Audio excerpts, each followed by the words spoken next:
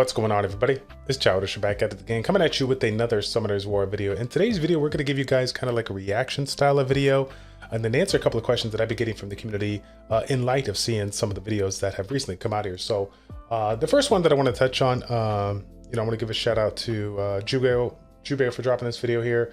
For those that don't know, if you have not heard, super unfortunate situation. One of his moderators, a good friend of both of ours, Moisto Hoop, has recently passed away. So I just wanted to take the time to, say thank you, for everything that he did, for everybody that he touched. Like I said, if you guys haven't catched that video, I mean, without question, he was just genuinely a great guy, genuinely a great guy, and super supportive in so many content creators channels, both on YouTube and Twitch. And he's literally one of the few out there that have been supporting our channels literally for the last 7 years, whether it was in the Twitch channels, on the YouTube videos, or even in the random public channels that we've been hanging out in. Literally, I mean, like I said, it's crazy to think that he's literally one of the OGs when it comes to the community here. So if you do not know him, it's unfortunate because you definitely, didn't get a chance to, meet him. But I'll just put it this way: like, he's just one of those people that has touched everybody in a great way, and it was a blessing to have him. So, MoistSnailPoop, God bless you, man, and we'll see you soon. Okay. Next one that I want to touch on here is Sean B's video. So for those that don't know, he dropped a video a few days ago, essentially, just kind of apologizing to the community.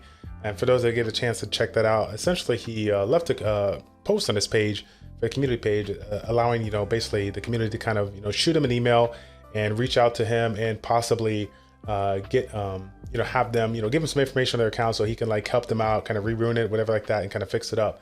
And, I ain't gonna lie, when I saw it, I'm like, oh, Sean, you don't even know what you get into. I mean, I remember the days where I did childish challenges. For those that don't know, that was essentially like a challenge style of video where I gave you guys the opportunity to win gift cards, giveaways and stuff like that, not just for you guys, but the influencers as well. I gave a wide variety of people to, connect, make these challenges, showcase their talents, in a unique, unorthodox way, and see if they can complete the challenge in a very unique fashion. And so, at that time, I got a handful of emails, hundreds of emails, and I thought that was kind of crazy. But of course, Sean B being way bigger than me when it comes to the overall size on the YouTube platform, I knew that he was just going to get smashed with emails, and there was just no way, he'd be able to keep up with it. So it is unfortunate that he wasn't able to help out everybody. But you know what the funny thing is, and this is why we're kind of making this video as well. I wanted to go ahead and leave just some kind of tips here, because I feel like, he made a great point on his video about some of the general things that he sees. And I personally do, I know a lot of content creators do, we get a lot of questions on YouTube, on Twitch, that, essentially can address, 99% of the people's problems, stuff that you don't want to hear, but you need to hear. So I'm going to keep it pretty light here. Like I said, I did not want to make this a 20-minute video, because honestly, I just wanted to pay respects to MoistSnailPoop and just give you guys a couple of tips here. But I will ask you this: if you guys are one of those people that, really understand this game inside and out and have anything to add in addition to this list, please leave a comment in the comment section down below, because we're gonna have a lot of people check this out. I would love to have them hear your feedback. It would mean a lot to me. Okay, so the first thing that we get on, got to talk about is the farming of the runes. Okay, so the biggest thing that I see when people come into my channel, when people leave comments on YouTube, they are essentially, okay, I just got done. I've been following some of this requests. I got my GB12 team done. I can't wait. Literally got it done. 24 hours later, yeah, man. I don't know what's going on, man. I'm struggling in DB7. I can't clear DB7. Trying to get I try to build my DB12 team. I don't get it. I'm like, well, didn't you just make your GB12 team like yesterday? They're like, yeah, right. I'm like, and that's the reality of it, guys. I'll tell you this: when it comes to Summoners War 2014 versus 2021.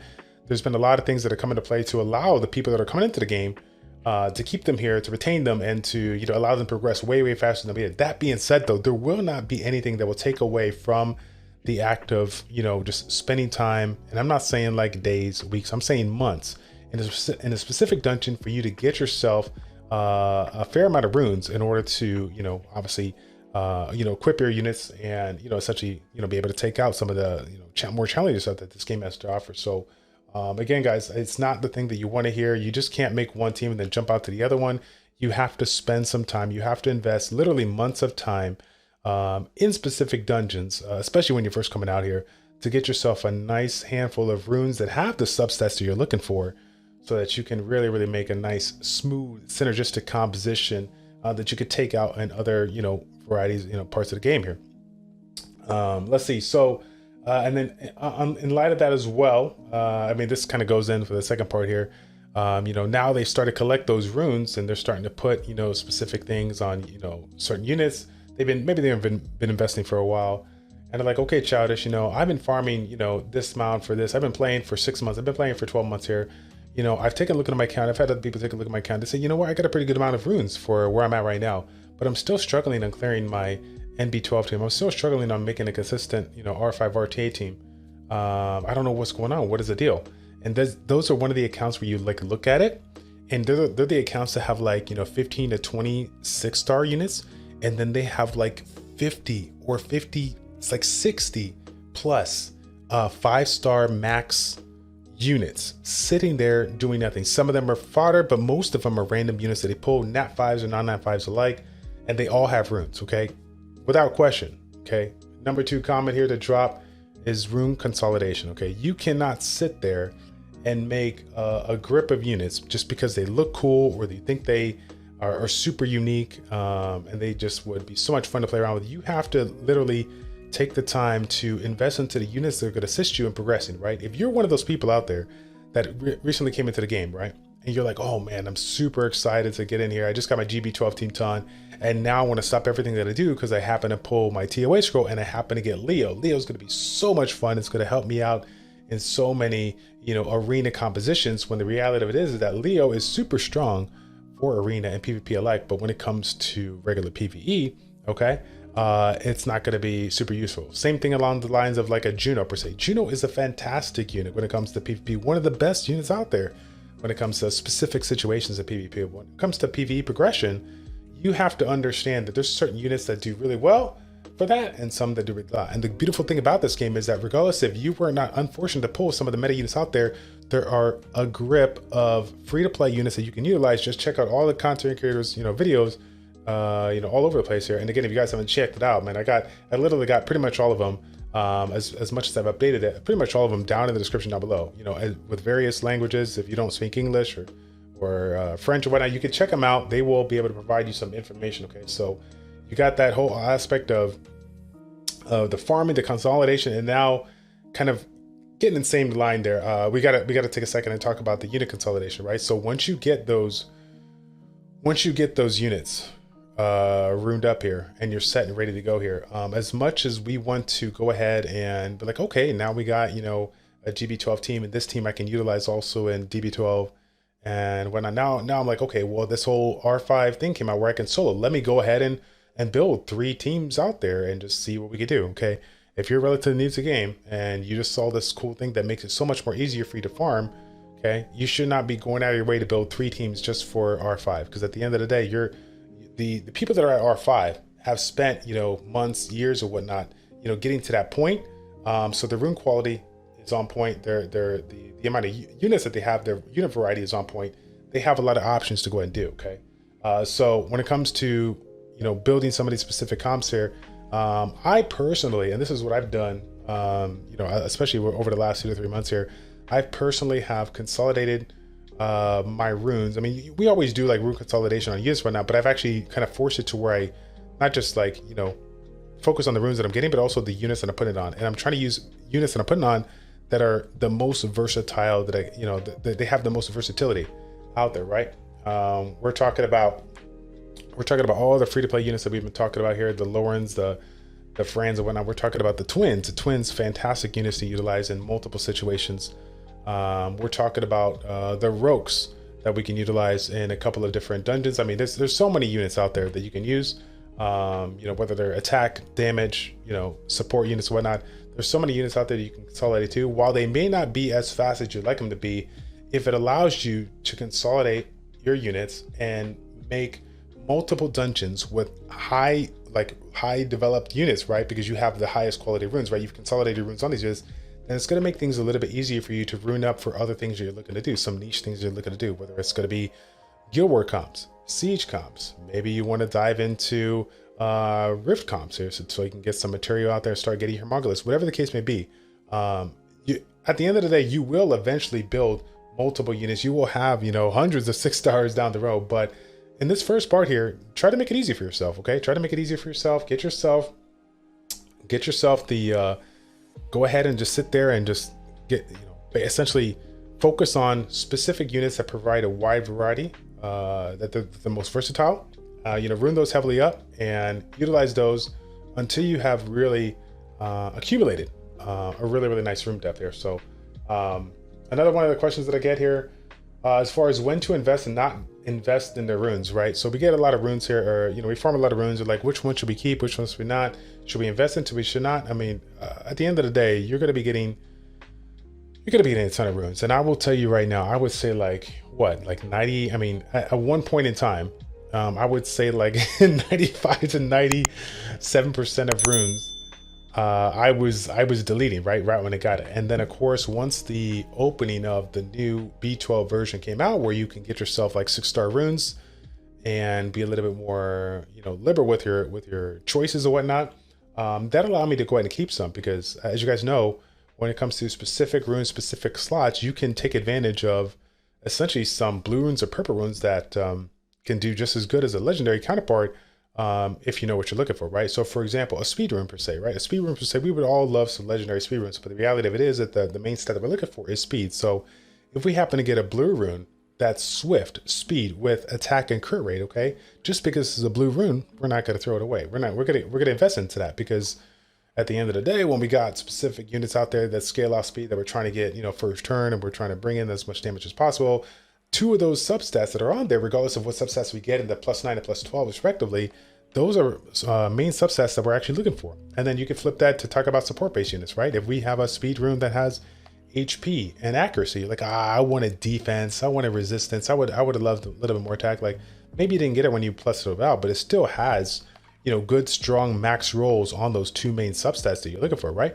I mean, you're gonna go for them without question. And there's not even an argument to be, if we're talking about a blue rune, a purple rune, or whatnot, if it has speed on it, right? If you have a blue rune with speed, a purple rune with speed, and it goes double into speed or triple into speed, of course you're going to keep it without question, right? Though that's a ton of speed for you to go ahead and to incorporate. So again, just kind of taking a look at some of these runes here, regardless of they're blue or purple, it comes down to where you're at with regards to your account, how relative this rune can be for your account. Obviously, if you've been playing as a veteran, you're probably skipping this video, you're not even watching. But if you're relatively new, you're going to be a little bit more liberal. You're going to keep a couple things, but you're still going to be looking at some of the substats that you would generally pick when looking for a support-based rune, a damage dealing rune, a bruiser type rune. You know what I'm saying? So you're going to be looking for specific those, and those are the ones that I would still, invest into. I would +15 into. I would get them going here. I would definitely focus it on, right? And if you're limited on resources, invest into the runes that are going to give you the most stats that you're trying to get, right? Those 2, 4, 6 slots, without question, those going to be some of the primary stats you're going to be looking to improve, because those are percentage-based stats versus, the flat stats and whatnot. So take advantage of those if you can, when you can, because you will get there. Yeah. And then one thing to kind of throw out here, and I want to give credit where credit is due. I'm pretty sure Sean B said it one time. I'm pretty sure every single content creator said it, but I think I heard it from Sean B first, where we were talking about the importance of artifacts, and the fact that talking about this whole like unit and rune consolidation, like and looking at specific artifacts, when they're like, man, those substats are horrific on that. Why would I invest into it?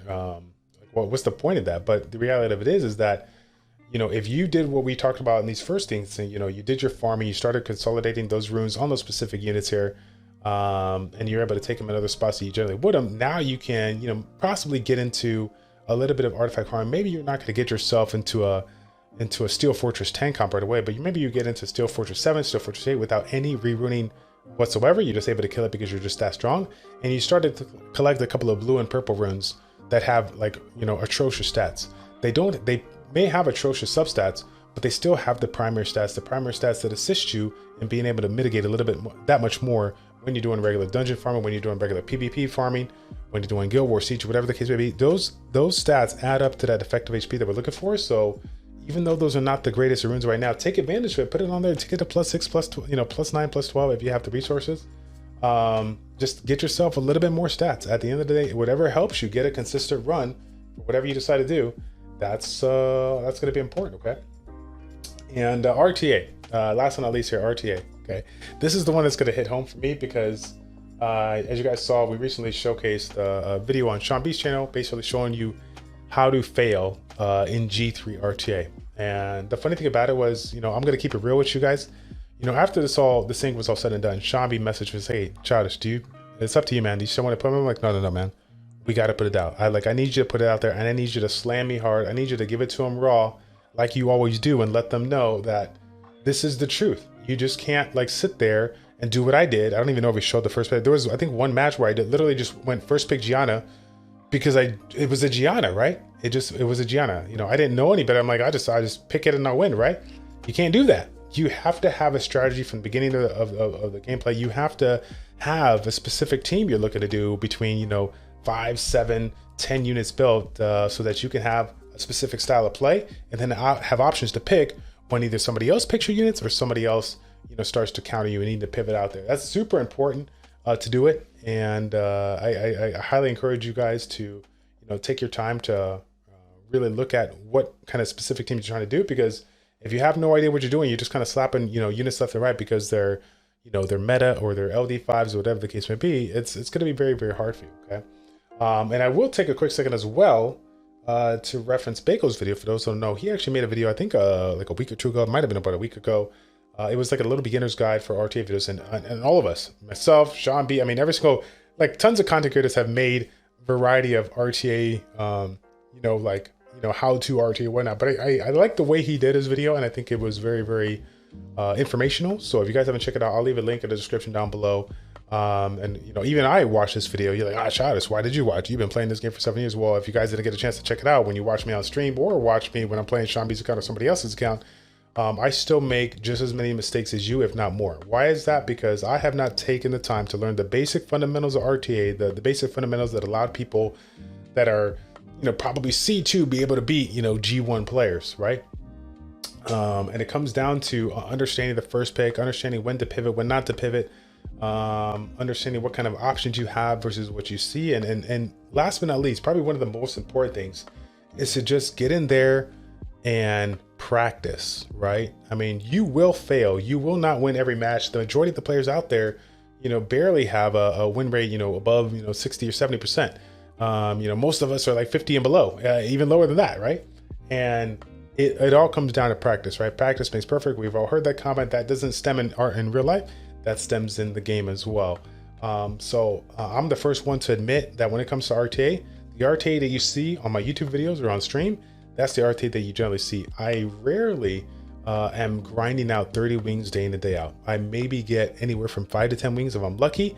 And even at that, I'm still just kind of playing at a level 1 thing. I'm just saying, okay, I'm going to jump in there. I'm going to pick my team, which right now, Water Ryu, we got Chiwu in there. I got Fire Bison, you know, Wind Charlotte, and now we got Xion in the mix here, right? That's my cleave comp that I'm using right now.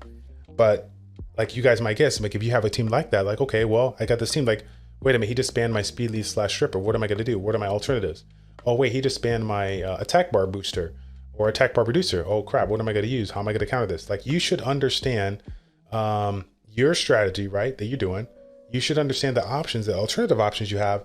And then most importantly, after a good amount of time of practice, you should understand what people do when they generally see the kind of cop you're doing and they pivot on you. You should understand what you're looking to pick in that round 2, round 3 to kind of counteract and see if you get the jump. Because, you know, if you are one of those people that lead off with first pick Water Ryu and basically put yourself out there as far as the kind of strategy you're looking to do, and they decide to pivot on you hard and bring in that, you know, Molly, you know, Juno, you know, Vertihill, whatever the case may be, you know what I'm saying? Like, you gotta understand, like, oh crap, like, what do I do? Okay. Otherwise you're going to look like me on YouTube and stream and Twitch, and you're going to choke, and you don't want that. Okay. You don't want that.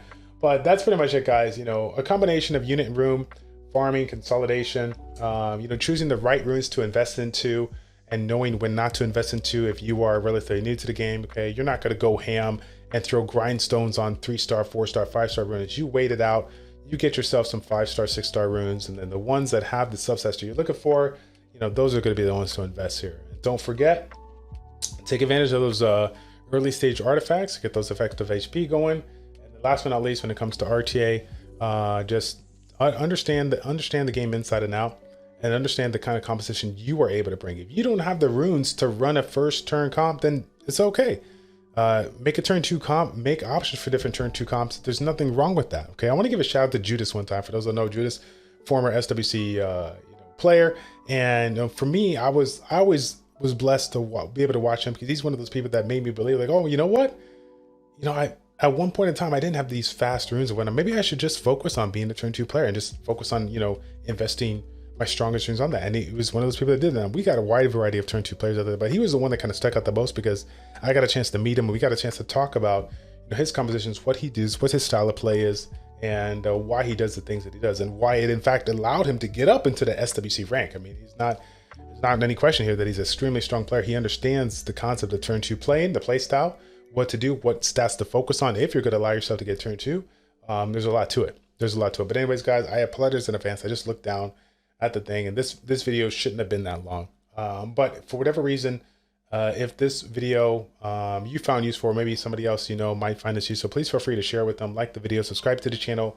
And if you're still watching this video on a Sunday, I should see you tonight, 8 p.m. to 10 p.m. Central Standard Time. I do got a surprise for you, and it's 2 surprises. One is called Ivy May 402, and the other one is called Airlin. I should have some guests tonight coming on board, and I think we're going to be doing some summons for the community. So I think we have one account. We have one account for sure, and the person, I think he said he had like 2 or 3 accounts that he wanted someone on there. So I'll reach out to him and see if he wants to do all those, but I will put it out there as well. If you guys are one of those people that have been saving scrolls, you want to get a dud, then I need you to go ahead and shoot me an email, childish402@gmail.com. We're probably going to do summons for about an hour to an hour and a half tops. We're not going to stay up super late because, again, we have Erilyn here. We got to get her to bed at a decent time. So yeah, I just wanted to let you guys know, though, if you guys were interested in getting the summons in, okay? So that's going to be it, fam. Thank you all so much for tuning in. It's your boy Childish from ChildishPlays. Check it out. Take care, and we'll see you all in the next one.